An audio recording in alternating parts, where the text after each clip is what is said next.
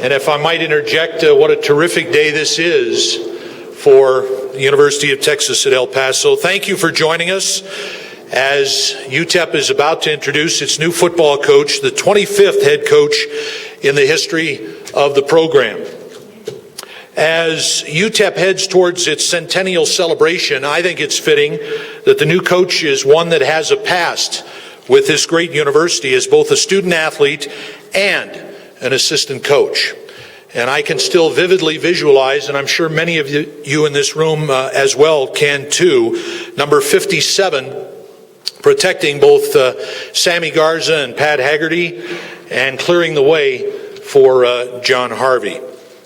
Both Sean and his wife Patsy are from Buffalo, New York, but I think it's safe to say that both consider El Paso their second home. It's always my great pleasure and honor to introduce the number one Miner. Dr. Natalicio has created such a tremendous amount of positive momentum on this campus as it approaches its centennial observance.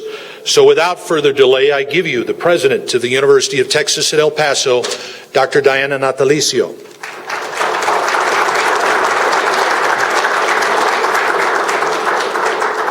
Well, good afternoon, everyone. Buenas tardes. I apologize for my voice. I'm not in good form today, so I'm going to try to be very, very brief. I want to thank all of you for being here today because this is a really very happy day on the University of Texas at El Paso campus. We're celebrating a new relationship with an old friend and a member of the UTEP family, and that's always very exciting. As I've often said, there is nothing better, really, than welcoming back to our campus someone who knows us well and who cares deeply about this university and what we accomplish. So I just want to express my appreciation to Bob Stull, our athletic director, who has done so much to bring excellence to the intercollegiate athletics program at the University of Texas at El Paso. Bob has been a great athletic director over the past years, and I am always confident when there is a change in coaches that Bob will do exactly the right thing, and I think in this case we can all agree that he's done that again. I also want to thank Richard Adauto, who represents me so well in these search processes and who has spent the past couple of weeks with Bob in the search process. I want to thank everybody in the athletic program and especially in the football program for your patience as we make the transition. We appreciate your goodwill and we look very much forward to working together with you. And finally, let me welcome our new football coach, who is not a new face to most of us, and that makes us all feel pretty good. And we're all confident that he's going to take this program to great new heights, together with all of the Tier 1 activity on the campus on the academic side, and just in time for our 100th birthday. Thank you very much.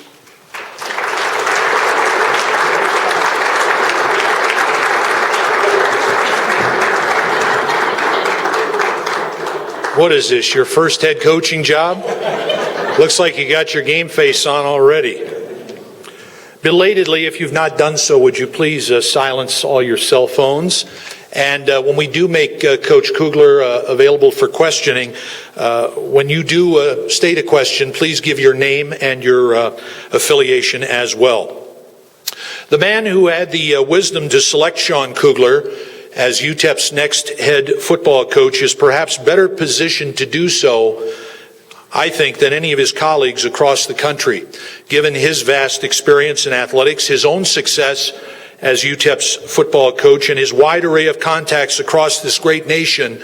Bob Stull was better suited than anyone else to make the choice of UTEP's new head football coach. The Director of Athletics at the University of Texas at El Paso, Bob Stull.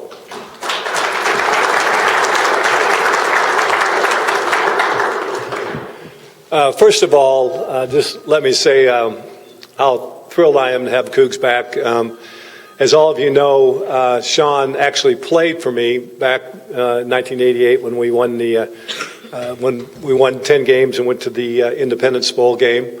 And when we started talking about new coaches, we started thinking back, and Sean certainly has had a tremendous history since he left here. You know, he was part of that 10-win team as a player. He came back and started his coaching career really here as a graduate assistant, worked his way to a full-time offensive line coach, and that was the year that we won the championship here in the WAC with Coach Nord.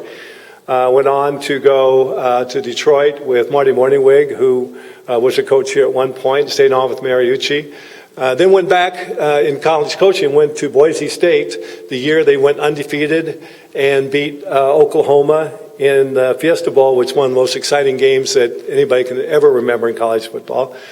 Went back to the pros, was at Buffalo, and most recently with the Steelers, and actually coached in the Super Bowl in 2010-11. So he's a tremendous background. Anybody that you talk to will say that nobody's a better teacher than Sean. I mean, I talked to Chris Peterson.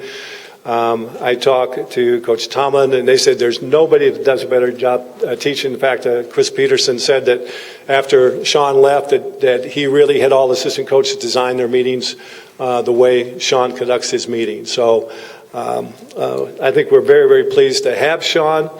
Now, when I first saw him again, I couldn't quite believe it was the same guy because this is the guy I remember. And somehow,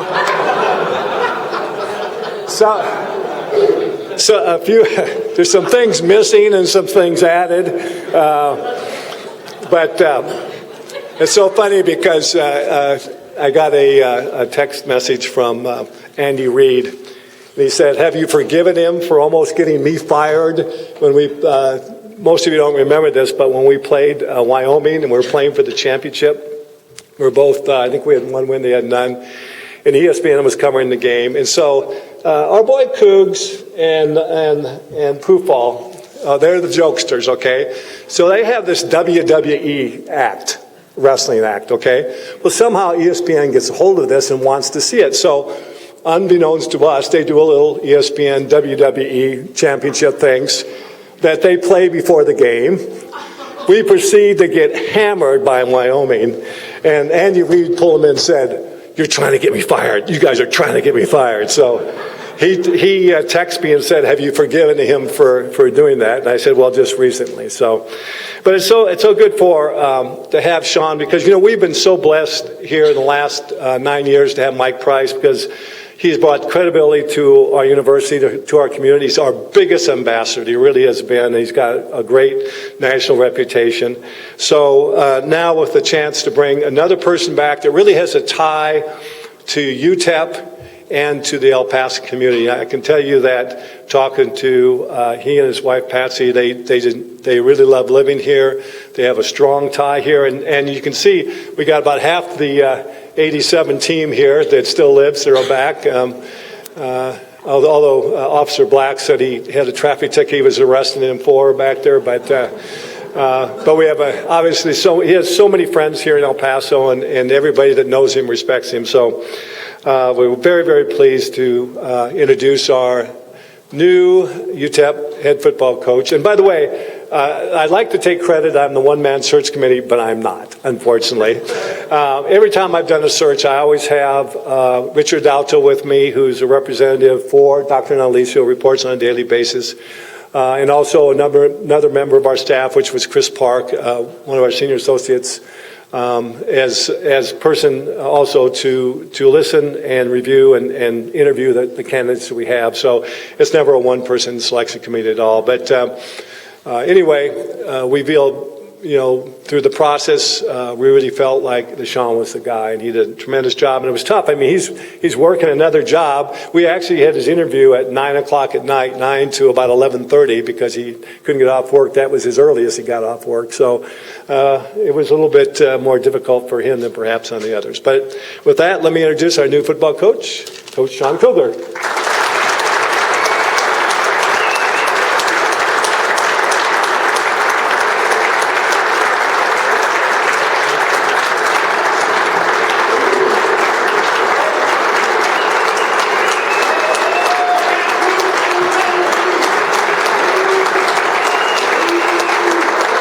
Thank you. First, I'd like to thank Dr. Natalicio for allowing me this opportunity, and Coach Stull. And I thoroughly enjoyed my interview with Richard Adalto and Chris Parks, and I appreciate those guys taking their time to come up to Pittsburgh to interview me. And I'm thrilled to be back in El Paso. As Coach mentioned, this is a second home for me. Spent 5 years here as a player, 8 years here as an assistant coach. 2 of my children were conceived here, and I have nothing but nothing but fond memories of El Paso. If you're wondering why I don't have a sports jacket, I'm going to call my wife out right here. She's home watching this on streaming video. Patsy, I love you, but you should have packed my jacket. I'm the first coach in the history of football to never go to a press conference without a sports jacket. But I apologize about that. It's great to see old teammates and old friends, and that's what makes El Paso unique, the quality of people here, and that's why my family loves El Paso and are excited about coming back. I'm excited about this opportunity. This is my first head coaching opportunity. It's something that I've always wanted to do. I've been influenced by some outstanding coaches in my career, and I wish to only emulate some of them. I do want to say that I've been UTEP's biggest fan from afar, from the time that I've left until now, and I hope to just build upon what Coach Price has done here. I'm Mike Price's biggest fan. I think he's an outstanding coach. The energy and enthusiasm he brought to this program and the job that he's done is outstanding. And again, I just hope to build upon that and help our program become better. I had an opportunity today to meet with some of the players, and just wanted to reiterate to them that this is going to be some hard work. I'm looking for guys with character, guys that work hard, and guys that are smart and enjoy playing the great game of football the way it should be played. And that's my number one goal as a coach, is to have a team to go out there each week and represent the city of El Paso, and go out there and represent each other as teammates and do the best job they can week in and week out. Any questions? Coach, Brett Lundquist, El Paso Times. There's a lot of rumors that there's already been a defensive coordinator hired. Is that true? What kind of defense you guys have? That isn't true, because I actually haven't been hired yet. There's still some contractual things that that have to be done, but just know that I'm in the process right now of putting together a quality staff. I want to get the best 9 coaches that I can, again, of high character, that are going to be great teachers, that the players will respond to. There's some excellent coaches here on this staff, and I've been spending part of the day interviewing the current staff members, and there'll be some staff members from this staff that will be retained because they're excellent coaches, and the other coaches that will be brought in, I can assure you that they'll be of the same quality. But no, nobody has been hired. Coach, Keith from KLAQ Radio. I wanted to ask you about returning to the college game after spending a lot of time in the pros and about recruiting. What do you think? You think you have a fresh perspective on things? What do you think you can bring to that? Well, there is a recruiting aspect to the NFL game, because when you're preparing for the draft, you have to evaluate talent and see how it best fits your program. And recruiting is a lot like that. It's a process that I enjoyed when I was an assistant coach in college. It's a challenge, and it's something that I'm looking forward to. Having the opportunity as a coach, I've been very blessed to have the opportunity to coach in high school, college, and at the professional ranks. And the one thing is constant. I just love coaching football, and it's a challenge at all levels, and that's one part of the challenge that I'm looking forward to. Coach, KBIA ABC 7. Can you talk a little bit about the interview process from the moment that you were contacted, and obviously you've had a relationship with Bob Stull over many years, and is it something that even beforehand, maybe a year or two beforehand, you'd always talk to him, just kind of messing around, hey, we know Mike Price is leaving one day.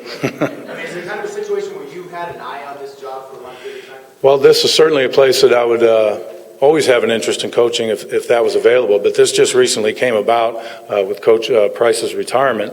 I was contacted, and as I mentioned, Coach Stull and Richard Adalto came up and interviewed me, and it was a unique situation because we are in the middle of the season, and came to a hotel, and it was a different interview for me because I've always interviewed for a position coaching job, so it was more of an X's and O's type thing, and getting up and displaying what you know and what your philosophies are. Well, this is a whole different ball game when you're interviewing for a head coaching job because there's so much more that's entailed with the academic side of it and the discipline side of it. So it was a unique interview and something that I really enjoyed. Hey, Coach.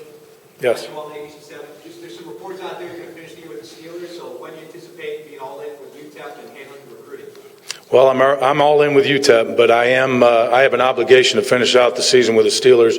There's no possible way that I would ever leave my players during the middle of the season.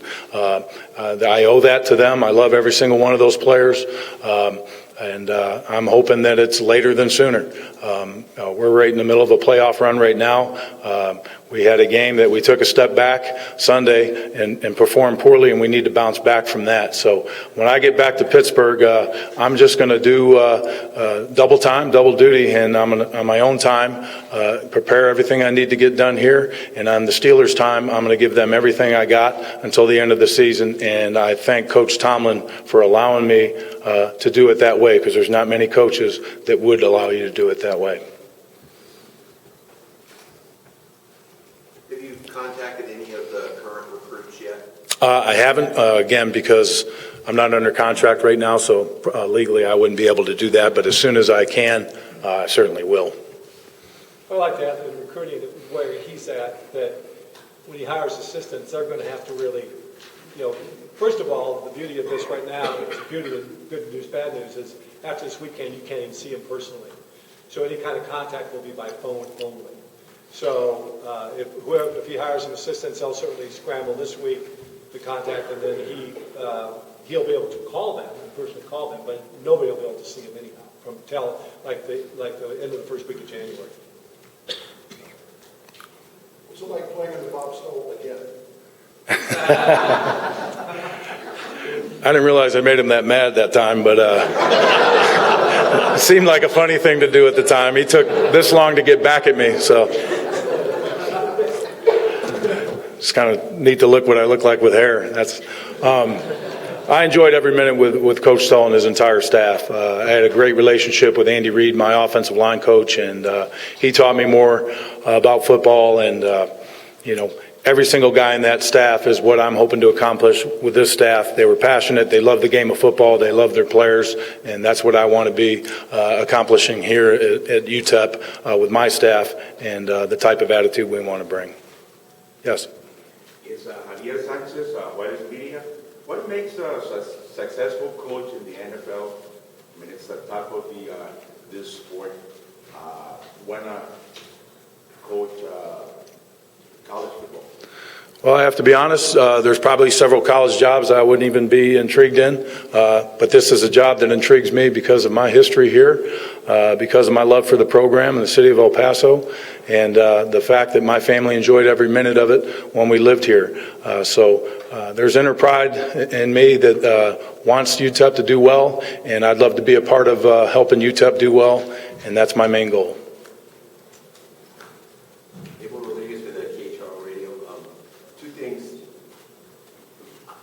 There's a fan base here because when you were here, I mean, this place is rocking, right? So how do you feel, what is it going to take to get that feeling back?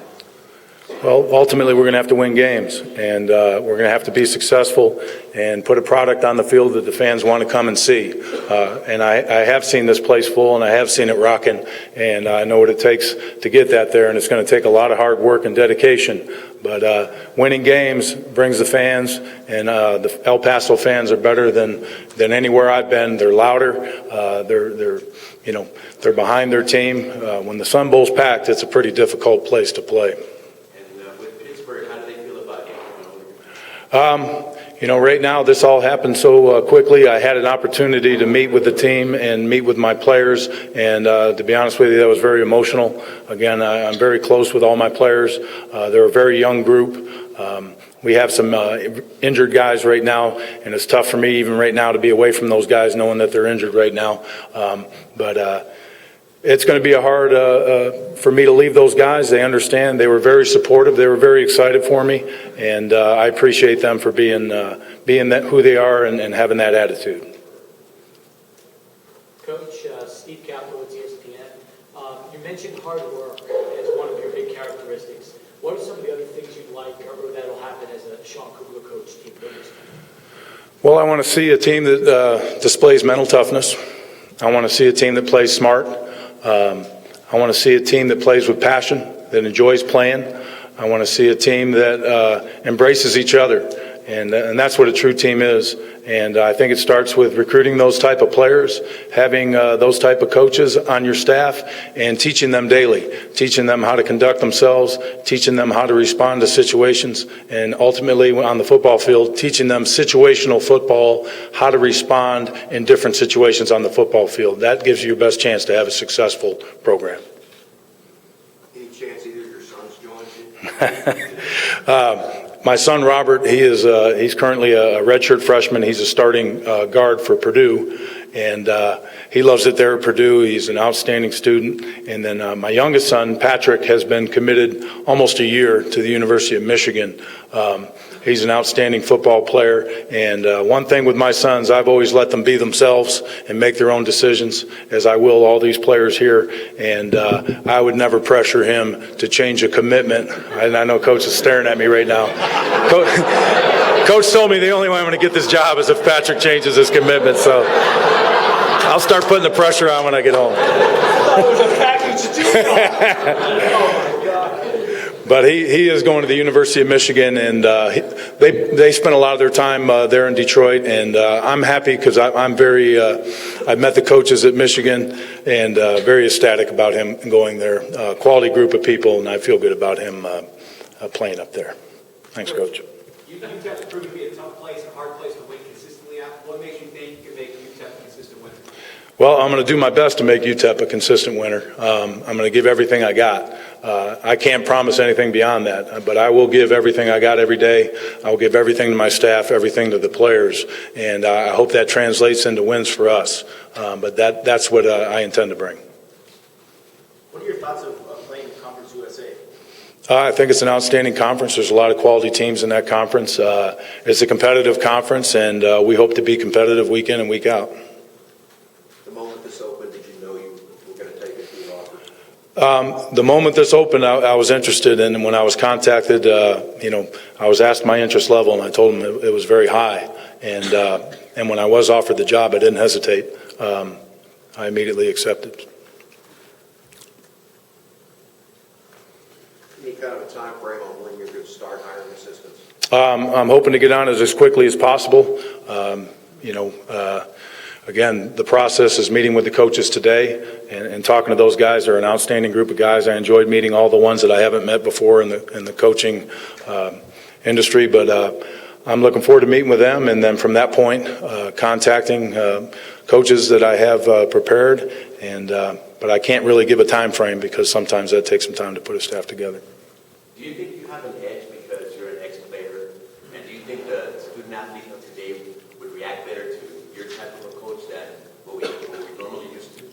Well, I think being an ex-player at UTEP gives you an edge because, the players have sat in these same chairs. They've went to school in the same buildings. They've eaten the same food. They practiced on the same field. So when you explain something to them, I think they can relate to you, that this guy's done the same thing that they're doing right now. So when, maybe they're having a tough time or maybe they're homesick or something like that, somebody that's been through that and that has been here explaining that to them, I think it probably hits home to those kids a little bit more. Coach, being an offensive line guy, is this going to be ground and pound like the Steelers? It works with a lot of different offenses. What kind of offense? We're going to be a multiple offense. I'd like to be a little bit more two-back. I'd like to heavily utilize the tight ends. I would say if you could compare the offensive style that we want to play, it's probably more similar to Boise State than it would be any other offense. I want to be multiple, but the ultimate thing is we want to utilize what we have talent-wise. I mean, if we have a great group of receivers, we want to utilize them. If we have an outstanding group of tight ends, we want to utilize them, and so forth. So, but being an offensive line coach, yes, I do believe it all starts up front, and I'm looking forward to meeting the offensive line and seeing their display of physicalness, and it all starts there on offense. But it'll be a quarterback-friendly offense, and I think if you're a quarterback, you're going to want to play in this offense because pro-style offense is fun to play in. I'm not going to be a coordinator, and I'm not going to call plays.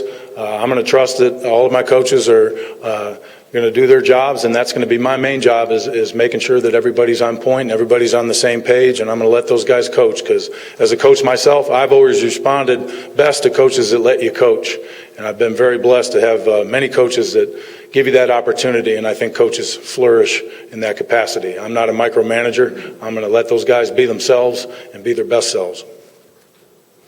How about your defensive philosophy? My defensive philosophy, I like an attacking defense that flies to the ball. I like them being multiple as well to cause confusion for the quarterback. As far as I can tell you structurally, I lean towards a 3-4 base and a nickel 4-2 because it's very multiple and you can do a lot of things out of it. But again, once we hire a coordinator, probably get into more detail with that. But the main thing is those guys will be well conditioned and running to the football or they won't be out there in the field. Kevin Lovell, KBIA, ABC7. Obviously you have confidence, you've been a lot of places, done a lot of things, but what's your anxiety level right now? I mean, you haven't been a head coach. Right. You know the pressure is on. Of course, we all want you to do well. You Sure. want to do well for yourself. What is it? Probably, I would say probably one of my best strengths as a coach is I try not to have anxiety. I try to keep a level head when things aren't going good. Even in situation this year, we've lost 3 linemen for the year with injuries in Pittsburgh. You can't panic because then the players see you panic. You have to have a level head to be a coach, even under the toughest circumstances. And I always refer to Mike Tomlin after the best game against a quality opponent, or if you lose a tough game or have a game like we had yesterday where we didn't play well at all, he's always the same. And the players respond to that. And what it shows to them is under any circumstance, he's not going to panic. And the players feed off of that. And I'd like to emulate that. And that's how I like to, that's my coaching style, really.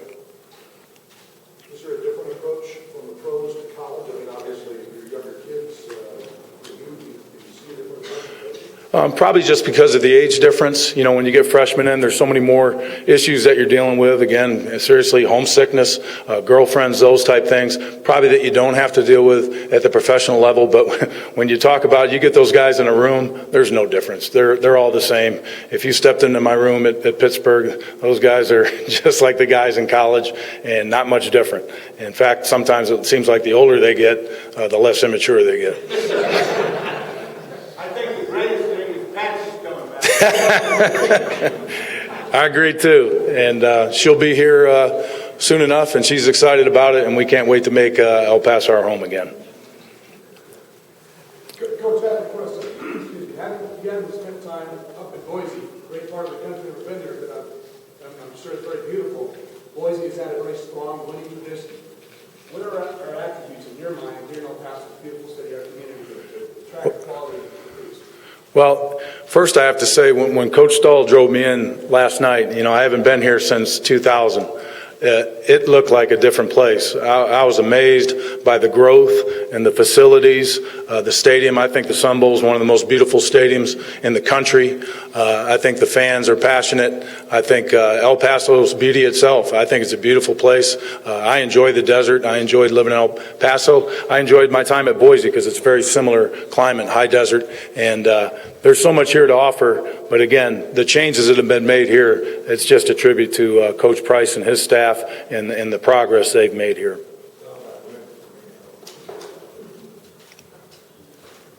Anybody else? Okay, thank you. I appreciate it.